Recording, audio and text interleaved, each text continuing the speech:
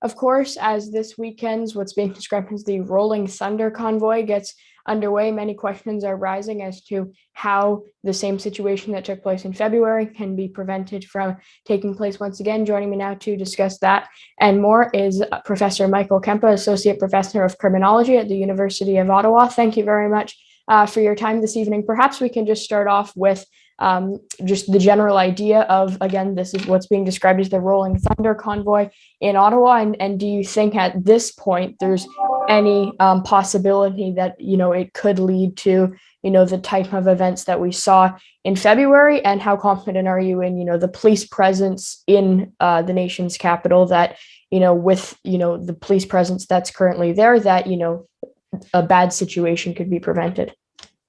Sure. Thank you, Wyatt. Basically, what we're seeing is a form of an echo protest where people are trying to put lightning back in a bottle. They got a very unexpected reaction, the organizers did back in January and February, where many tens of thousands of Canadians joined the protests in Ottawa. They raised $10 million twice, don't forget, through two different funding platforms. Now, months later, we're coming back to the same set of issues. The crowds will still be large, but they won't be as large. Don't forget that many of the vaccine mandate issues have been addressed by government. We only have to wear masks, for example, on public transit or in airplanes. Most of the vaccine things have been rolled back. So it will be large. It will be a challenge for the police, but it is an echo protest. It's not as big as the first one. People are no longer as angry as they were back in January and February. So perhaps speak a little bit, though, about, how likely it is that if, there's even any possibility at this point, with the current police presence, that it, could lead to the escalation that it led to in, February, where, the nation's capital was basically inaccessible to Ottawa residents for, I believe it was almost 25 days. Well, the police and the security intelligence services were very much caught on the back foot back in January and February. So for many years in Canada, we've only had protests that was not especially disruptive, at least not on the scale that we saw with the Freedom Convoy. And the police were a little bit rusty in how they responded to it. They weren't sure about who had the right to do what. Were people allowed to bring trucks into the downtown core? Was that in fact a charter freedom? Where does legitimate protest end and illegal occupation begin? But now that we've been through it, we've shaken off the rust. We're very clear that individual humans are allowed to assemble anywhere they like to protest. It doesn't mean you can bring your vehicle anywhere that you like. So the police have blocked off huge sections of downtown Ottawa. They're controlling the flow of traffic. They're doing the things that are designed to prevent a protest from slipping over into an illegal occupation of public space.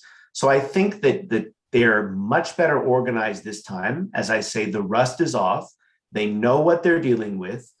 Seems to be a significant threat with a large number of people who, again, are determined to bed down and take over Ottawa space. But the police are preventing that from happening at the beginning. They're not allowing it to get out of hand where it's very difficult to move people out after. So we're looking a lot better in terms of maintaining legal protest this time around, but anything can happen. We don't know how many people will arrive tomorrow. What it seems to me, though, is with the rapid police response we've seen, things look to be well in order.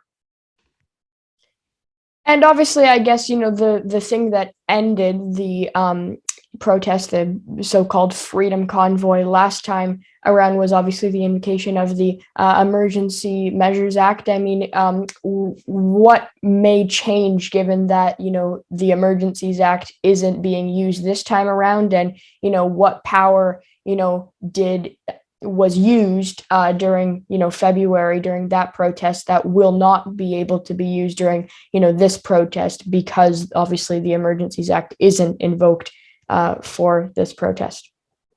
So the powers that were mobilized in the Emergencies Act were very useful for dislodging something that had been bedded in.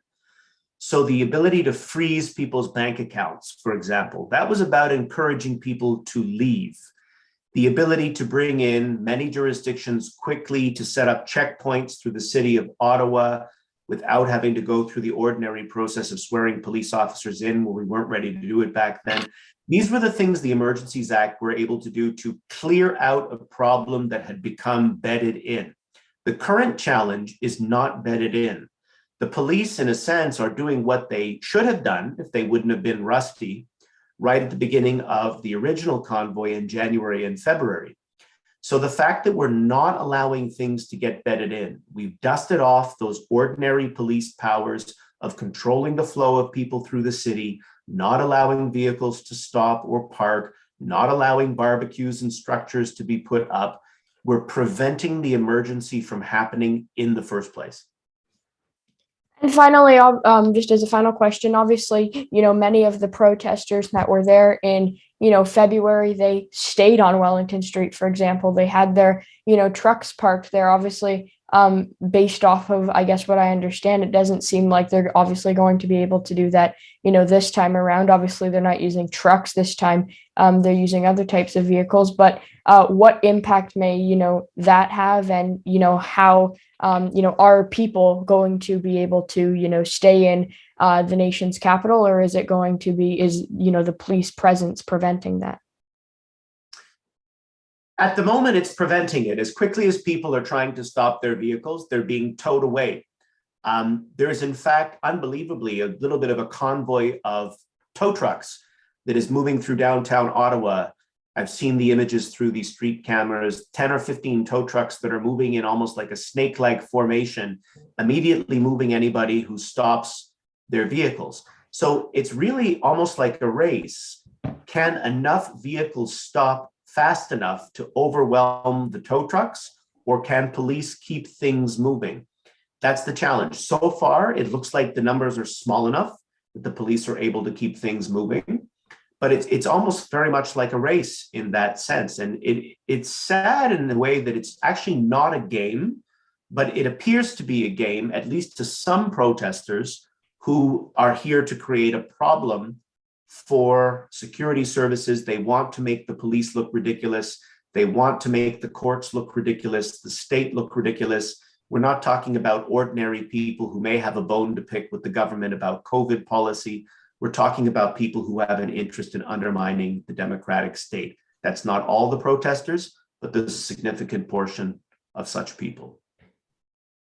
Okay, that is Professor Michael Kempa, Associate Professor of Criminology at the University of Ottawa. Thanks so much for your time tonight and for providing your various insights on the protests that will be taking place in the nation's capital this weekend. Thank you for including me.